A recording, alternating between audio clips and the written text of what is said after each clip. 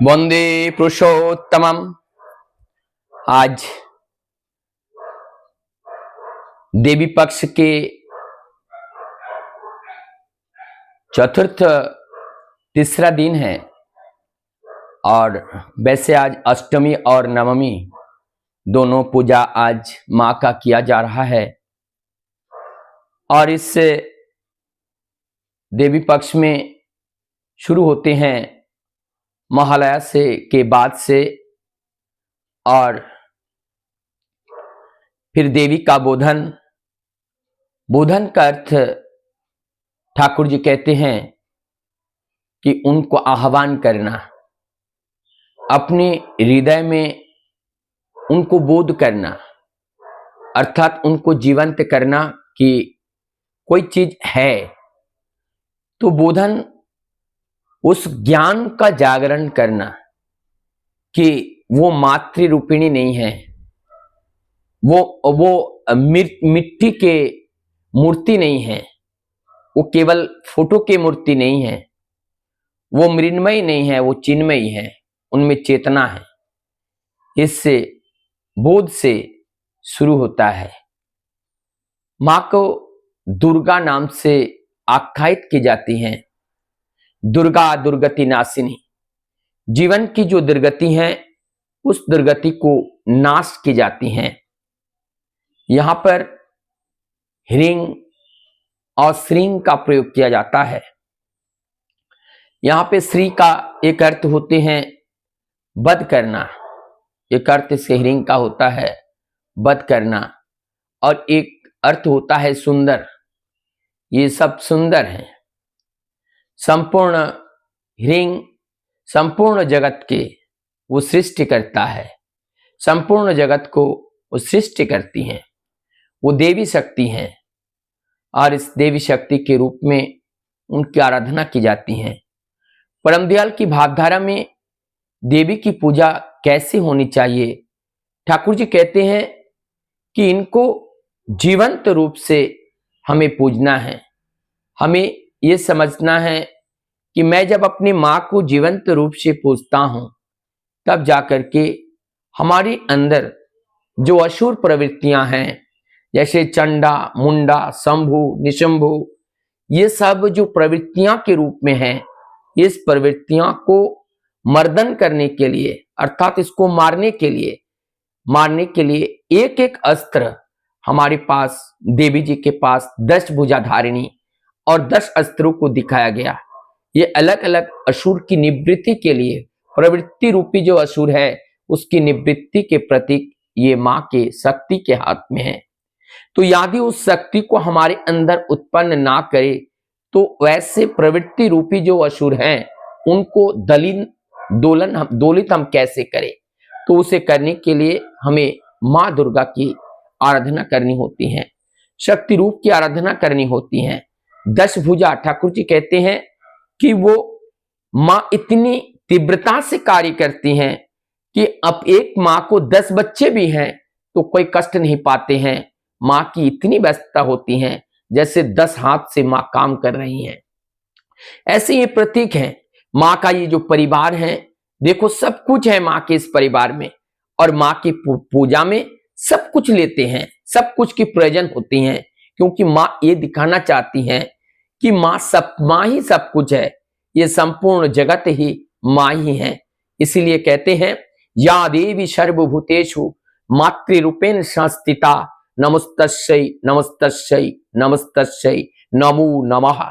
तो ये जो कभी मातृरूपेण संस्थिता, कहीं स्नेह रूपेण संस्थिता, कहीं ममता रूपेण संस्थिता, कहीं भ्रातृ रूपेण संस्थिता, कहीं पितृ रूपेण संस्थिता, तो ये सब रूप में इस सृष्टि में वो उपस्थित है।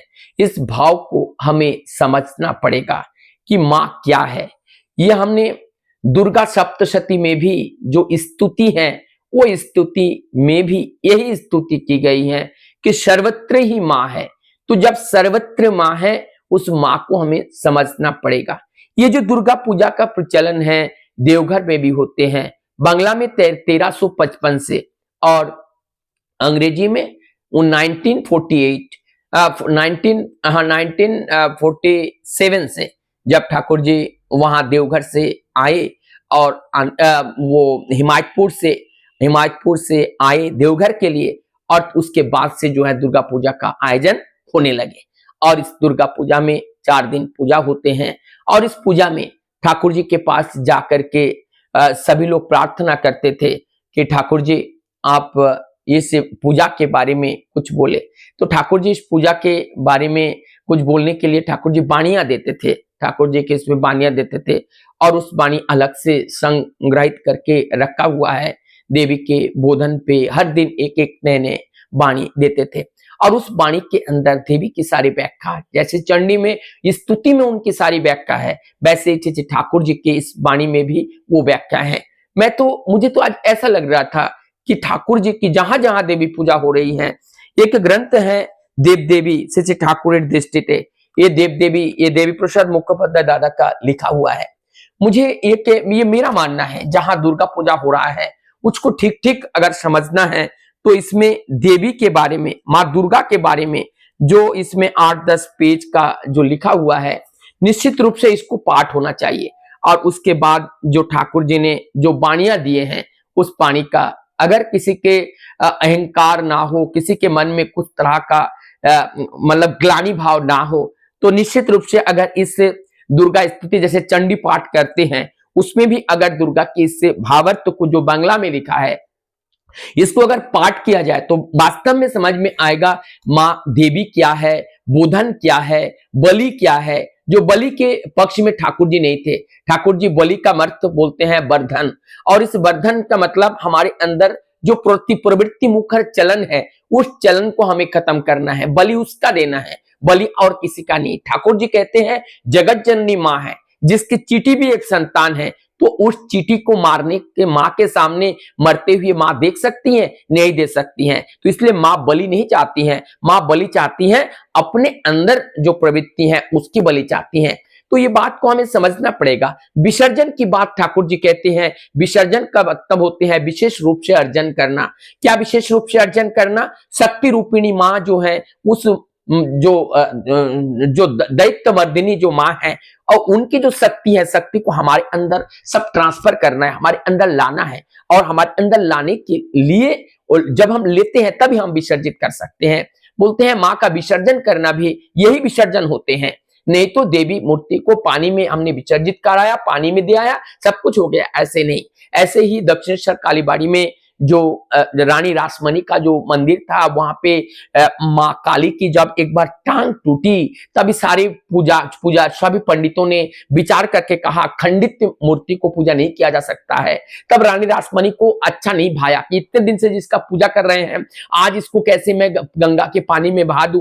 वो आकर के जो पुजारी है रामकृष्ण परमहंस देव जी से इस बैठा को उन्होंने रखा।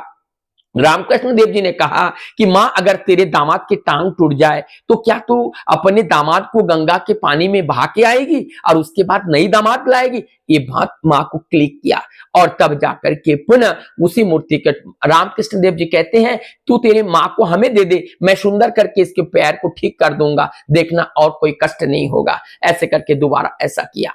ऐसे ही ये जो मां की पूजा है, जिसमें मातृभाव हृदय में हमें जागृत करना है, और जब मातृभाव हमारे हृदय में जागृत नहीं होते हैं तो मातृ पूजन नहीं होते हैं। ये मां शारदिया कहते हैं, शरद ऋतु में ये पूजा होते हैं, इसलिए शारदिया कहते हैं।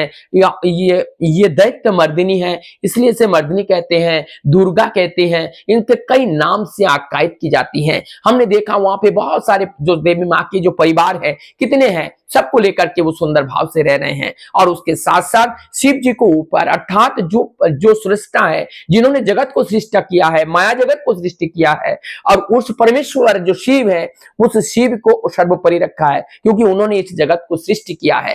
तो माँ जो है उसको स्वामी अपने जो पति हैं, अपने पति परमेश्वर को विसर्ज समय अपने स्मरण में रखते हुए समस्त कार्यों को निष्पादन करते हैं, और तभी सभी कार्य शिष्टता के साथ संपन्न होता है। ऐसा ही मातृभाव को जागरण करने के लिए मातृ पूजा की प्रयोजन है। आइए हम सब लोग इससे आज के इस पूजा में, आज की जो पूजा है, आज के इस पूजा में उस भाव को अपने हृदय में जागृत करें, और जागृत करके हम अपने प्रभु को स्मरण करें। एक बात साथ मैंने इसमें थोड़ा सा गलत बोल गए हैं, उसको आप लोग थोड़ा सा, मैं प्रार्थना है कि संशोधन कर लीजिएगा कि आज तो शनिवार का दिन है और आज वो दशमी पूजा भी है, और इससे दशमी पूजा के पर्व पर सबको शुभ विजया के साथ मैं अपने वीडियो